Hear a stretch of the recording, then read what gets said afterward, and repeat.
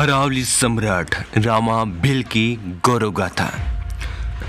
भारत के मध्य में स्थित मध्य प्रदेश एक आदिवासी बहुल्य राज्य है। यहाँ देश के सबसे अधिक आदिवासी बसे हुए हैं। यह भील आदिवासी सबसे अधिक जनसंख्या में। मां नर्मदा और चंबल नदी किनारे हजारों आदिवासी बसे हैं। मध्य प्रदेश के भीलों का इतिहास इन नदियों किनारे बसे नगर अपने में समेटे हुए हैं। एक ऐसे ही नगर के इतिहास के बारे में हम जानेंगे। भारत देश की अरावली पर्वतमाला पूरी दुनिया की सबसे पुरानी पर्वतमाला है। कहते हैं भील भी इसी पर्वतमाला में वानरों से होमोसेपियन बने। उनमें धीरे धीरे गणतंत्र व्यवस्था बनी। कबीले के सरदार की आज्ञा के बगैर कुछ संभव नहीं था। कबीले के सरदार का चुनाव लोग करते थे। यह लोग सदियों से अरावली की पहाड़ियों में बसे हुए हैं।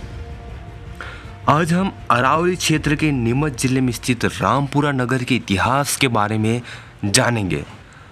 हम अरावली क्षेत्र के सम्राट कहे जाने वाले राजा रामा भिल के बारे में जानेंगे और रामा भिल के पुत्र जालक, पुत्र जालकी व उनके बेहद खास मित्र व भाई हिंगलाजगढ़ के राजा कटारा भिल के इतिहास के बारे में जानेंगे। एक ऐसे वीर योद्धा व सैकड़ों नावों के प्रमुख जेता किर के इतिहास के बारे में भी जानेंगे। साथ ही साथ इतिहास के अनछुए भाग को आज हम विस्तृत रूप से जानेंगे। तो आइए हम चलते हैं इतिहास के उसी दौर में। समय लगभग 1358 ईस्वी का था। रामा भिल को आमद नगर के राजा बनाया जा रहा था। वे अभी लगभग 20 वर्ष के थे। हालांकि वे उम्र में थोड़े कच्चे थे, पर राजपाट चलाना उन्हें आता था। आमद वर्तमान नीमच जिले का नगर है। आमद नगर को आज एक युवा और प्रजा प्रेमी राजा रामा भिल के रूप में मिला था। राजा रामा भिल एक महत्वाकांक्षी सोच वाले शासक थे।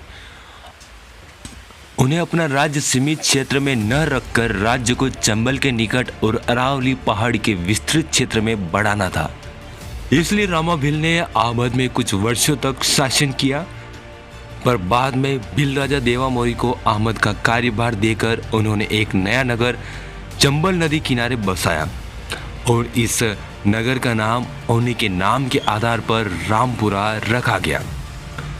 राजा रामा भिल भगवान शिव और भैंसासुरी माताजी महिषासुर मर्दानी के बहुत बड़े भक्त थे।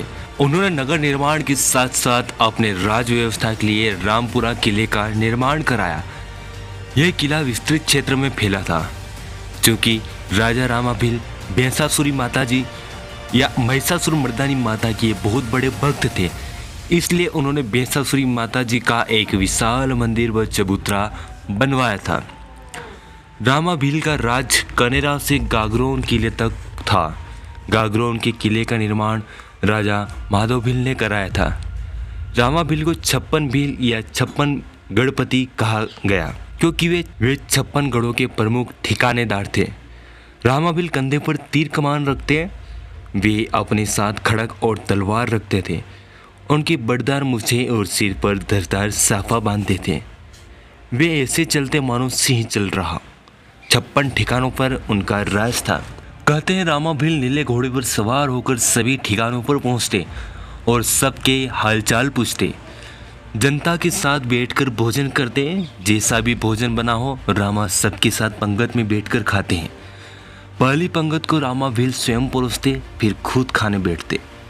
रामा भिल एक प्रजा प्रेमी राजा थे। वे समानता का भाव रखते। अमीर गरीब का भेदभाव नहीं। वे गरीबों के घर अनाज और कपड़ा पहुंचाते थे।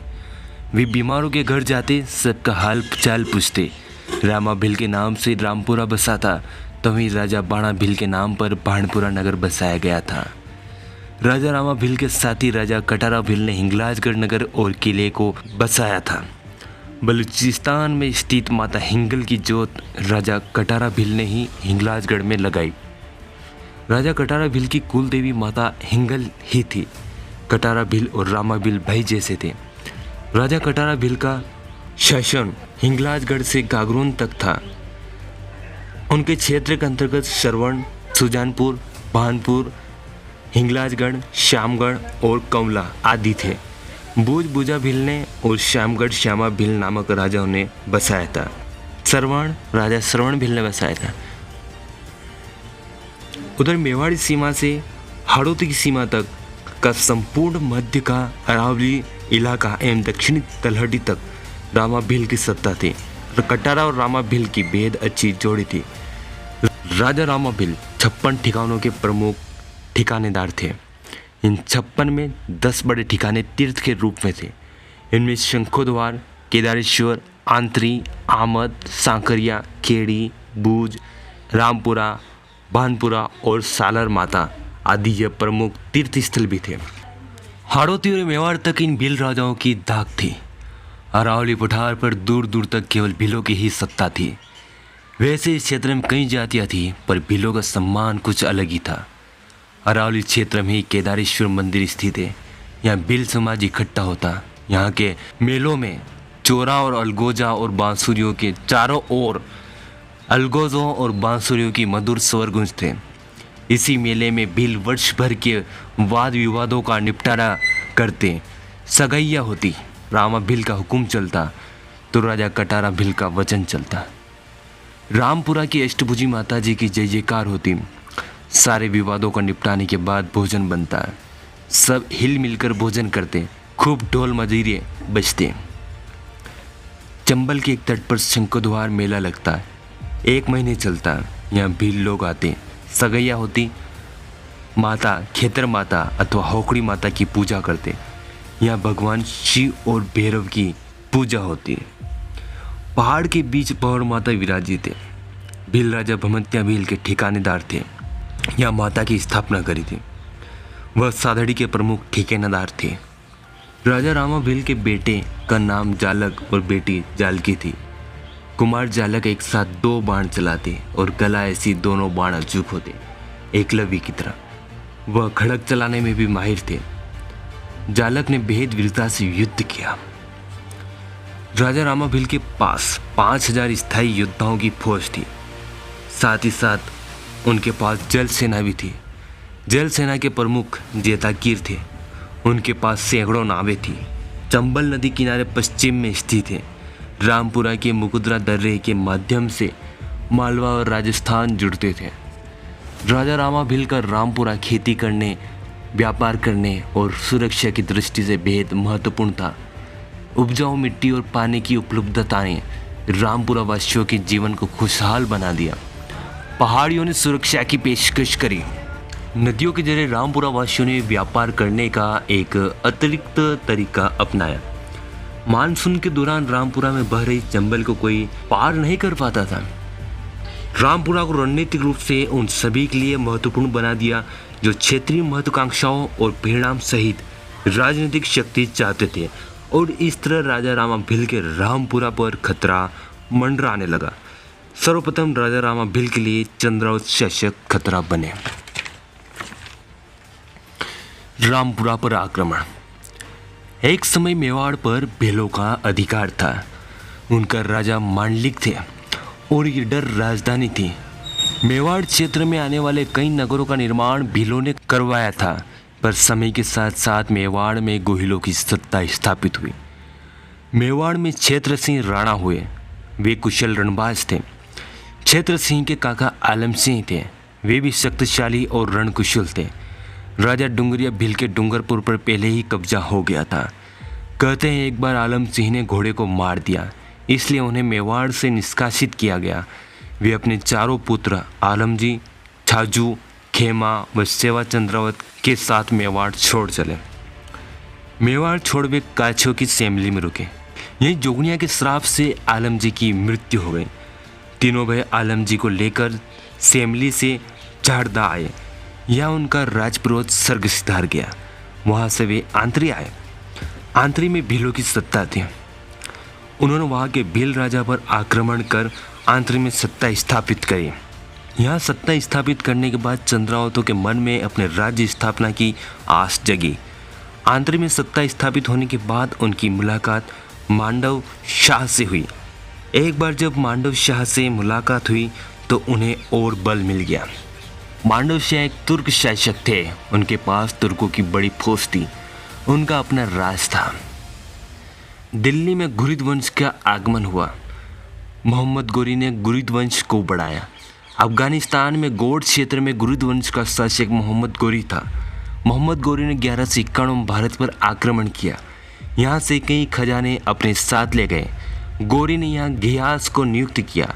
कुतुबुद्दीन ऐबक मोहम्मद गोरी के सेनापति थे। उन्होंने मोहम्मद गोरी की हत्या हो जाने के बाद दिल्ली सल्तनत की नींव रखी। दिलावर खान गोरी दिल्ली के सुल्तान फिरोज शाह तुगलक के राज दरबार में थे। इन्हें मालवा का गवर्नर नियुक्त किया। 1401 में इन्होंने खुद को दिल्ली सल्तनत से स्वतंत्र घोषित किया और मालवा सल्तनत की नींव रखी। वे मालवा सल्तनत के पहले सुल्तान बने। दिलावर खान गोरी सुल्तान के बाद 1406 में हुसैन शाह मालवा सल्तनत के शासक बने। हुसैन शाह के शासन के अंतर्गत मालवा सल्तनत का मंदसौर क्षेत्र भी आता था। हुसैन शाह ने मांडू में कई किलों व महलों का निर्माण कराया। राजा रामा भील का रामपुरा नगर मालवा सल्तनत से आज़ाद था। रामपुरा राज्य अरावली पहाड़ी में फैला था। आमद पर मालवा सल्तनत के सुल्तान अपना हक जताते थे, पर आमद के राजा देवा मोरी खुद को स्वतंत्र मानकर रामपुरा राज्य के रामा भील को सम्मान देते थे। इस बात से हुसैन शाह चिढ़े हुए थे। जब उन्हें यह बात पता चली कि आंतरी में सेवा चंद्रावत और उनके भाइयों ने भीलों से आंतरी छीन लिया, तब सेवा चंद्रावत और मालवा सल्तनत के हुसैन शाह के बीच दोस्ताना बढ़ गया। एक बार आंतरी में हुसैन शाह की बेग में घड़नाल से रेतम नदी पार कर रही थी। तब बाढ़ के कारण घड़नाल बह गई, वह बेग में डूबने लगी। तब सेवाजी ने अपने प्राणों की बाजी लगाकर घड़नाल को पुनः संभाला और बेगमों को सुरक्षित किनारे लगाया तथा ससम्मान उन्हें मांडव पहुंचाया।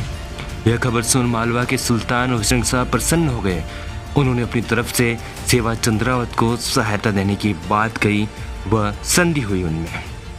आंतरी में माता की कृपा से सेवा का भाग खुल गया, पर सेवाजी को भीलों का डर था कि कहीं भील उन पर आक्रमण कर देंगे तो क्या होगा। उन्होंने हुसैन शाह से मुलाकात करी। मालवा सल्तनत का हुसैन शाह पहले ही आमद के भील राजा देवा मोरी से नाराज थे, इसलिए उन्होंने तुर्कों की बड़ी फौज सेवा चंद्रावत को देकर आमद पर आक्रमण करने भेजी। देवा मोरी अपने आमदगढ़ किले में थे। एकाएक हुए हमले से भील राजा को युद्ध की तैयारी करने का मौका नहीं मिला। यह समय 1407 ईस्वी का रहा। राजा देवा मोरी अपने क्षेत्र और जनता की आज़ादी के लिए युद्ध करते करते वीरगति को प्राप्त हुए। मालवा सल्तनत की सहायता से सेवा चंद्रावत ने आमद पर अधिकार कर लिया।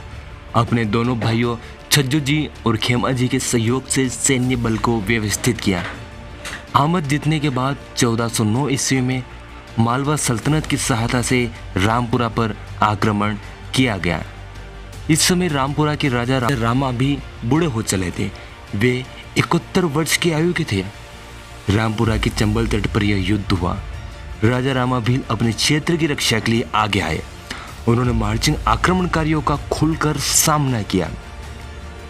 सेवा चंद्रावत मांडव शाह की सेना का सेनानायक था।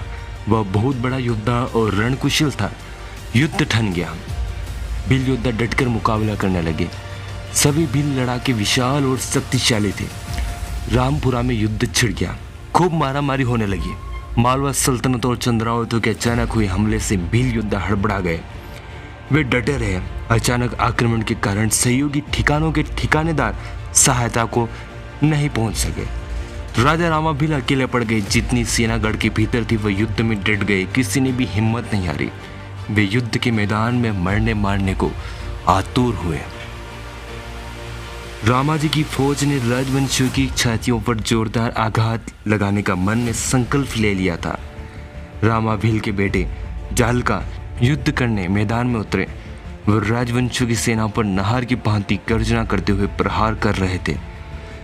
जालक घड़े के कोट पर खड़े होकर एक साथ 2 बाण चला रहे थे और दोनों बाण अचूक थे। वह एक बार में ही 2 सैनिकों को धराशायी कर रहे थे। दुश्मन के तीर भी राजकुमार जालक को लग रहे थे। गड़े की भीत पर खड़े जालका रक्त रंजित हो गए। उनके शरीर से रक्त के फव्वारे छूट रहे थे। उन्होंने सभी वार झेल लिए थे। अब अंततः उन्होंने धनुष बाण छोड़ खड़ग धारण किया और गड़े से नीचे कूद गए और भारी मारकाट मचाने लगे। दुश्मनों की गर्दनें कटने लगी थी। रामा भील की सेना के सैनिकों में एक जोश भर गया। वे भी दुश्मनों पर टूट पड़े। पर एकाएक युद्ध करते करते राजकुमार जालक का सिर कट गया। सिर तो कट गया, फिर भी उनके हाथों से खड़ग दुश्मनों के धड़ काट रहा था।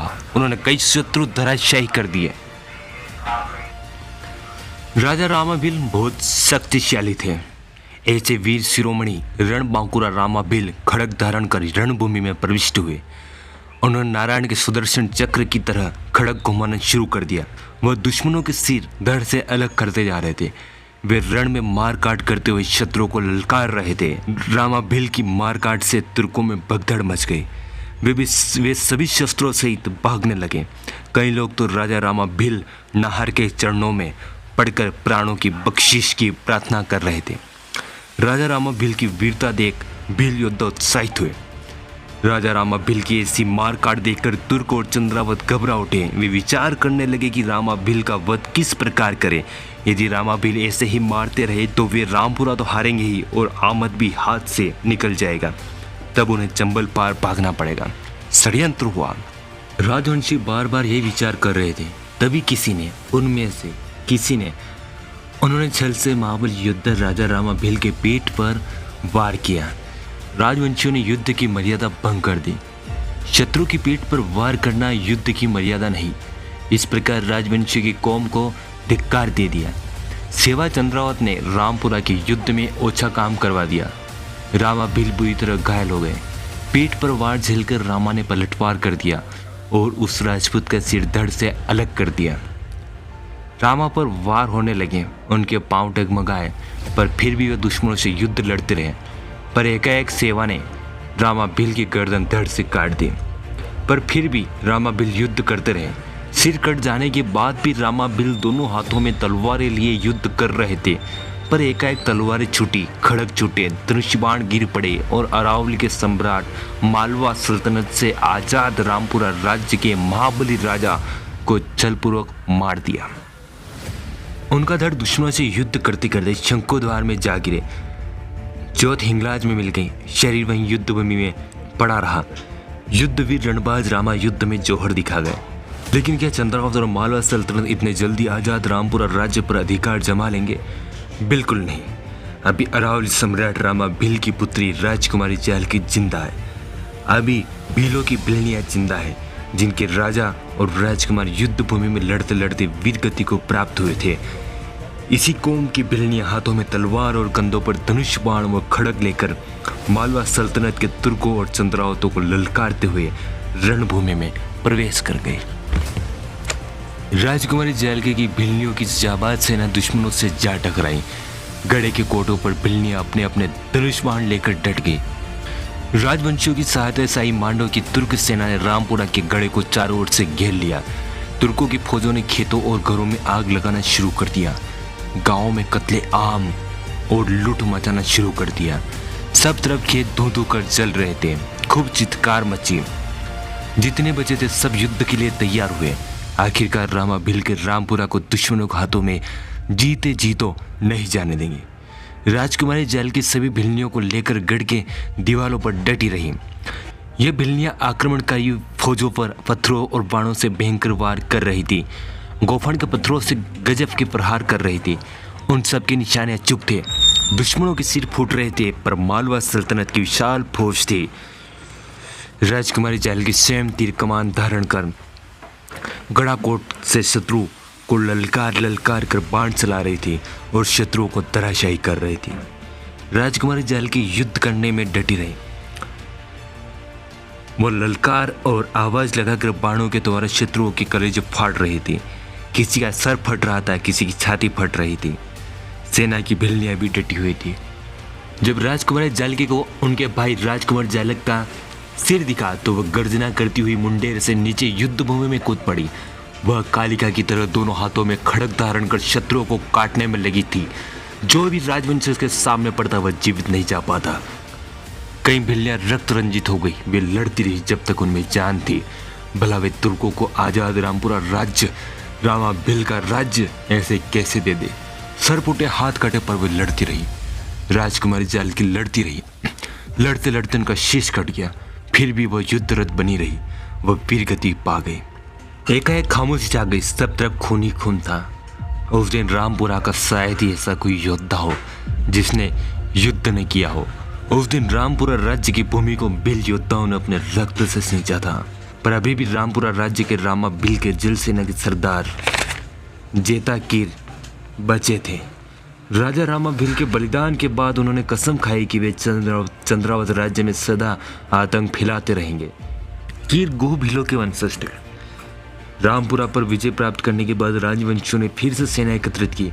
उन्हें भय था कि हिंगलाजगढ़ के राजा कटारिया भील सेना लेकर आक्रमण कर सकते हैं। इस कारण कटारा भील के आक्रमण करने के पहले हिंगलाजगढ़ पर आक्रमण कर दिया। तत्काल और अचानक आक्रमण से कटारिया भील भयभीत नहीं हुए। उन्होंने किले का द्वार नहीं खोला। वो गढ़े की दीवार पर चढ़ गए और आक्रमणकारियों पर बाणों की वर्षा करने लगे। उत्तर की दीवार पर रगतिया भील चढ़ गए। गढ़ के पश्चिमी दीवार पर कुमारी ताकली भील चढ़ गई। लड़ते लड़ते कई भील मर मिटे, किंतु किसी को भी मरने का न तो भय न चिंता थी। राजवंशों की आधी फौज कट गई। राजा कटारिया भी रणभूमि में लड़े और अंत में वीरगति को प्राप्त हुए। भिलनियां हाथों में खड़ग लेकर लड़ती रही। उन्होंने अपने सतीत्व व गढ़ की रक्षा में बलिदान दिया। हिंगलाजगढ़ के रक्षक रगतिया भील बड़े बलवान थे। वह कटारिया भील के राज्य के प्रमुख योद्धा थे। उन्होंने बजर और तीर कमान अस्त्र शस्त्र से युद्ध किया। उन्होंने अकेले ही 64 तुर्क और 25 राजवंशियों को मार डाला। हिंगलाजगढ़ के रक्षक रगतिया भील दुश्मनों को गेंद की तरह उठाकर फेंक देते थे। लड़ते लड़ते रक्षक भील रगतिया रक्त रंजित हो गया। उन्होंने बजर त्याग कर खड़ग धारण कर लिया। तुर्कों ने उन्हें चारों ओर से घेर लिया। सरदार रक्षक रगतिया भील खड़ग घुमा रहे थे।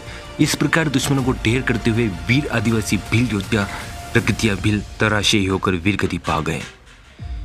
कुमारी ताकली भिलन तलवार से युद्ध करती करती वीरगति को प्राप्त हुई। वीरांगना ताकली का निशाना अचूक था, फिर भी चाउंडा ताकली ने युद्ध बंद नहीं किया। उनका सिर तो माता हिंगलाज के चरणों पहुंच गया, किंतु शरीर युद्ध करता रहा। युद्ध भूमि से उड़कर छलांग लगाकर लोथ धड़ गढ़ के भीतर आ गई। हिंगल माता के चरणों में पहुंच गई। जोत में विलीन हो गई। उन्होंने राजपूतों और तुर्कों से हिंगलगढ़ की रक्षा के लिए युद्ध किया और इस प्रकार राजा रामा भिल के राज्य रामपुरा और राजा कटारिया भिल के हिंगलाजगढ़ पर चंद्रावत का कब्जा हुआ। सरदार जेताकीर गु भीलों के वंशज ने राजा रामा भिल के वीरगति के बाद जो कसम खाई थी उन्होंने पूरी करी। रामा भिल का बदला लेने वह अपने सैनिकों साथियों से चंबल के उस पार खड़ावदा बरामा क्षेत्र में रहने लगे। उन्होंने राज ठिकानों पर डाके डालने शुरू करे। वह नदी में नावों को लूटते, पर कभी निरीह लोगों, बच्चों, औरतों को नहीं लूटते। उनका निशाना सामंत और साहूकार थे। भील, मीणे और कीर उनके सहयोगी थे। राज गया पाट गया। राजा रामा भिल का रामपुरा सुना सुना हो गया। भीलों की वह मांदर, ढोल, भिड़नियों के गीत सब कुछ रक्त में मिल गया। राजा रामा भिल की कुलदेवी भैंसासुरी माताजी महिषासुर मर्दानी के विशाल चबूतरे को चंद्रावत ने जीत के बाद बदल दिया। भिल राजा की कुलदेवी भैंसासुरी माताजी महिषासुर मर्दानी मंदिर को अपनी कुलदेवी चुंडावन माता जी का मंदिर घोषित कर यहाँ अपनी कुलदेवी चुंडावन की मूर्ति स्थापित की। राजा रामा भिल के रामपुरा किले को बदलकर उसे मेवाड़ के किले की तरह रूप दिया और इस तरह धीरे धीरे राजा रामा भिल, भाणा भिल और कटारिया व रक्तिया, जालक जालकी व ताकले भिलन हमेशा हमेशा के लिए लोगों के मन में बसकर रह गया। तो क्या भिल ऐसे ही शांत रहे? नहीं, जो शहीद हुए रामपुरा राज्य व हिंगलाजगढ़ राज्य को बचाते बचाते वीरगति को प्राप्त हुए, भीलों ने उन्हें पुनः जीवित किया। जगह जगह भीलों ने उन वीर योद्धाओं व वीरांगनाओं की याद में मंदिर बनवाए ताकि भील हमेशा अपने राजा, अपने योद्धाओं, वीरों, वीरांगनाओं को याद करते रहे। राजा रामा भिल के बेटे जालक युद्ध लड़ते हुए वीरगति को प्राप्त हुए थे। उनकी याद में रामपुरा में जलेरिया भैरव के रूप में मंदिर है जहाँ वे पूजे जाते हैं। यहाँ मेला भी लगता है। राजकुमारी जालकी युद्ध करते हुए उनका सिर कटकर नानी चोटी पर गिरा था। बाद में उस स्थान पर प्रतीक के रूप में पिंडी स्वरूप शीश स्थापित किया। उस पर सिंदूर चढ़ता है। वार त्योहार पर उनकी पूजा होती है। नानी चोटी पर छोटी सी मड़िया बनी है। राजा कटारिया भील द्वारा बनवाए हिंगलाजगढ़ की वास्तुशिल्प एवं सुंदर पाषाण प्रतिमाएं विश्व प्रसिद्ध है। हिंगलाजगढ़ के रक्षक रगतिया भील वीरतापूर्वक युद्ध किए थे। वे वीर गति प्राप्त कर भैरव बने। वह बहुत शक्तिशाली और कोपवान भैरव हैं। यह लोहे की सांकल को झटके से तोड़ देते हैं। रक्षक रगतिया भैरव के देवरे अनेक गांवों में भील समाज इन्हें बहुत मान देते हैं। रगतिया भैरव का मान 12 जातियां करती है। अहमदगढ़ के भैरव भी रगतिया भैरव ही है। ताकली भीलन ने बहादुरी पूर्वक युद्ध किया। ताकली जी को हिंगल माता का अवतार माना जाता है। उन्हें गढ़ माता के रूप में पूजते हैं। उन्हें ताका जी और ताकी माता कहा है। उन्हें कामटा वाली या धनुष धारिणी के रूप में पूजा जाता है। ताकली माता का देवराज शंकुद्वार में था। सभी भील समाज उनकी पूजा करता है। अरावली के रामपुरा क्षेत्र में भीलों के कई और देवी देवता हैं। खेतर माता, होकड़ी माता, हावड़ा माता है। अरावली घाट पर घाटा माता विराजित है। अछरा मैया, केतकी माता, भूकी माता, जगरानी, गोरजा माता, यह गौरी और गौरी का अवतार है। ठकरानी माता कजाड़ पिठार की बुदली माता है। बुदली माता ने अपने सतीत्व की रक्षा के लिए प्राण न्यौछावर किए थे। जूणदेव, अष्टभुजी माता, हिंगल माता, विसंती माता, सालर माता, आमदियानाथ, सिकरिया महाराज, आंतरी माता, भैंसासुरी, महिषासुर मर्दानी, नारसिंह माता, खोह माता, चावंडा माता, बसुरिनी माता, भादवा माता और बीजासुर माता आदि भीलों की देवी देवता है। सादड़ी के राजा भवंतिया भील ने भंवर माता मंदिर का निर्माण कराया। यह पहाड़ के बीच में विराजित है। राजा भवंतिया भील को भवंतिया भैरव के रूप में पूजा जाता है। श्यामगढ़ के संस्थापक राजा श्यामा भील थे। उन्होंने श्यामगढ़ के बीचों बीच टेकरी चामुंडा की स्थापना करी। चामुंडा गढ़ रक्षिका थी। श्रवण की स्थापना राजा श्रवण भील ने करी। बूझ को राजा भुजा भील ने बसाया। चंडवासा को राजा चंड भील ने बसाया। इसी तरह राजा रामा भील ने रामपुरा नगर बसाया। वे महागढ़ के भी राजा थे। गागरोन के किले को राजा माधो भील ने बनवाया था। जब 1423 में यहाँ अचलदास खींची का शासन था। मांडू के सुल्तान हुसैन शाह ने यहाँ 30,000 घुड़सवार, 44,000 हत्ती व अनगिनत पैदल सिपाहियों की मदद से गागरोन किला जीता। 1409 में रामपुरा में चंद्रावतों का शासन स्थापित हो गया था। उन्होंने हिंगलाजगढ़ पर भी अधिकार जमा लिया था। समय गुजरा। जब राव रतन सिंह मुसलमान बनकर इस्लाम खां कहलाने लगा और रामपुरा को इस्लामाबाद कहा जाने लगा तथा मुगल सल्तनत के मांडव सूबेदार के प्रतिनिधि इनायत खां और उनके साथियों द्वारा ही बल्कि स्वयं राव रतन सिंह द्वारा रामपुरा की बहन बेटियों पर अत्याचार और अनाचार होने लगा, तब भील युवतियों ने विद्रोह कर राव रतन सिंह को ललकारा था। भरे बाजार गणगौर की सवारी में उन्हीं भील स्त्रियों ने रतन या तुकत से राव, खेजड़ी रो खोड़ो खोड़लो जैसे गीत गाकर आक्रोश जताया। इस गीत का अर्थ था, रतन सिंह तू कब से राव बन गया, तू तो खेजड़ी के कांटों जैसा है। खोड़लो एक अपशब्द है। राव रतन सिंह के अत्याचारों से ही तंग आकर भीलों ने फिर तीर कमान और खड़ग उठा लिए और रतन सिंह और मुगलों के खिलाफ आवाज उठाई, पर मुगलों के द्वारा रतन सिंह के द्वारा इन भीलों के सिर कलम कर दिए गए। हिंगलाजगढ़ पर कुछ ही वर्षों में जीरन के पौमार राजा का अधिकार हो गया, पर जीरन के पौमार राजा को भीलों ने हरा दिया और पुनः हिंगलाजगढ़ पर भीलों का शासन स्थापित हुआ। राजा रामा भील युद्ध करते हुए शंकुद्वार में गिरे थे। यहीं एक वार्षिक मेला आयोजित किया जाता है। पूरे शहर में बिखरे भील देवी देवताओं और भील योद्धाओं के कई मंदिर, इन्हीं 56 बाप मंदिर है। इन्हें 56 बाप जी कहा जाता है। समय के साथ साथ यहाँ चंद्रावत, मुगल, होलकर व अंग्रेजों का राज स्थापित हुआ। कई राजा महाराजा आए, कई युद्ध हुए। समय के साथ साथ भील बिखर गए, राजा महाराजा आते गए। आज लगभग 600 साल हो गए, पर आज भी रामपुरा की पहचान राजा रामा भील के नाम से ही होती है। आज भी रामपुरा के लोग रामा भील की गौरव गाथा गाते हैं। और यही कहते हैं रामपुरा रामा भील का और बाणपुरा बाणा भील के प्रसिद्ध ठिकाने थे।